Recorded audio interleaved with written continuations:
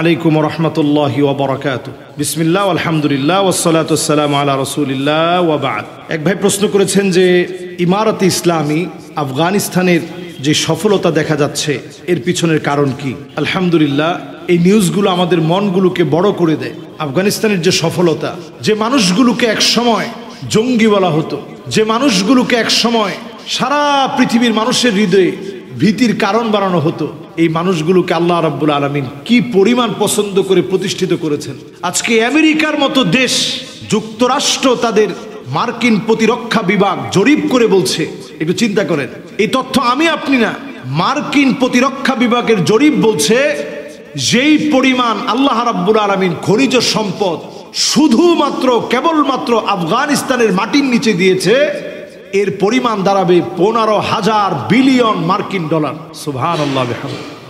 15,000 billion মার্কিন dollar শুধুমাত্র আল্লাহ রাব্বুল আলামিন তাদের মাটির নিচে যে খনিগুলো দিয়েছে। এবং এই খনিগুলো যদি 10 বছরের ভিতরে তারা উত্তোলন করতে পারে, আগামী দিনে সারা পৃথিবীর শ্রেষ্ঠ একটা ধনী দেশ হিসেবে আফগানিস্তান পরিণত হবে 10 বছরের ব্যবধানে। এমন কি বলছে যে বর্তমান সৌদি আরব, দুবাই, কুয়েত, কাতার এদেরকে ছাড়িয়ে যেতে পারে। এবং সারা পৃথিবীর একটা চালিকা শক্তি আল্লাহ রাব্বুল আলামিন আফগানিস্তানকে দিয়েছে লিথিয়ামের মতো মহামূল্যবান খনিজ সম্পদের মধ্য দিয়ে। লিথিয়াম আগামীর পৃথিবীকে লিড করবে, আগামীর পৃথিবীকে লিড করবে লিথিয়াম। দিন দিন তেলের দাম বেড়ে যাচ্ছে। লিথিয়াম আগামীর পৃথিবীতে যে চার্জে চলা গাড়িগুলো আসতেছে, ব্যাটারি চালিত যে গাড়িগুলো আসছে, এই ব্যাটারি চালিত গাড়িগুলো লিথিয়াম দিয়ে চলবে। এই খনিজ সম্পদ আল্লাহ রাব্বুল আলামিন আফগানিস্তানকে আল্লাহ তাআলা দান করেছেন। 2010 সালের ভূতাত্ত্বিকদের তথ্য মতে, তাদের মূল্যায়ন মতে, পেন্টাগনে একটি সেমিনারে তারা জরিপ করে এই কথা বলেছিল, লিথিয়ামের যে বিপুল পরিমাণ মজুদ আফগানিস্তানে রয়েছে, পেন্টাগন থেকে তখন 2010 সালে এই আফগানিস্তানকে সৌদি আরব বলে, দ্বিতীয় সৌদি আরব বলে আখ্যায়িত করা হয়েছে, যে সৌদির মতো বিরাট একটা অর্থনৈতিক সমৃদ্ধ একটা দেশ হবে আফগানিস্তান। এই জন্য তারা টার্গেট করে আমার আফগানকে ধ্বংস করার চেষ্টা করেছে। আল্লাহ রাব্বুল আলামিন ধ্বংস হতে দেয়নি। অল্প সময়ের ব্যবধানে ইমারতে ইসলামী সারা পৃথিবীকে তাক লাগিয়ে দিয়েছে। আল্লাহ তাআলা কেমন যেন বোঝাচ্ছে, দুনিয়া আখিরাতের সাফল্য কোরআন মানার ভিতরে। শুধু তারা খিলাফত প্রতিষ্ঠিত করার কারণে আসমান থেকে আল্লাহ তাআলা যেমন নিয়ামত দিচ্ছে, জমিন থেকে নিয়ামত, এমন ভাবে জমিনের ভিতরে নিয়ামত, জমিনের ভিতরে আল্লাহ তাআলা পুঁথিত করে রেখেছে লিথিয়ামের মতো মহামূল্যবান খনিজ সম্পদ। এগুলো আল্লাহর পক্ষ থেকে দেওয়া। আজকে আমরা যদি ইসলামের দিকে আসতাম, আমাদের দেশ এর চেয়ে বেশি সমৃদ্ধ হতে পারত। দেখুন, একটার পর একটা যদি আমরা পরিসংখ্যান দেখি, আফগানিস্তানে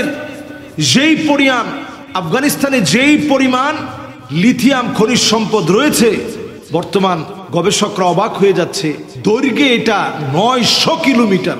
সুবহানাল্লাহ, 900 কিলোমিটার দৈর্ঘ্যে, 900 কিলোমিটার প্রস্থে, 200 কিলোমিটার পুরাটা জুড়ে লিথিয়ামের খনিজ সম্পদ। ধারণা করা হচ্ছে এই লিথিয়াম খনিজগুলো, এটার প্রায় জীবনকাল 70 বছর।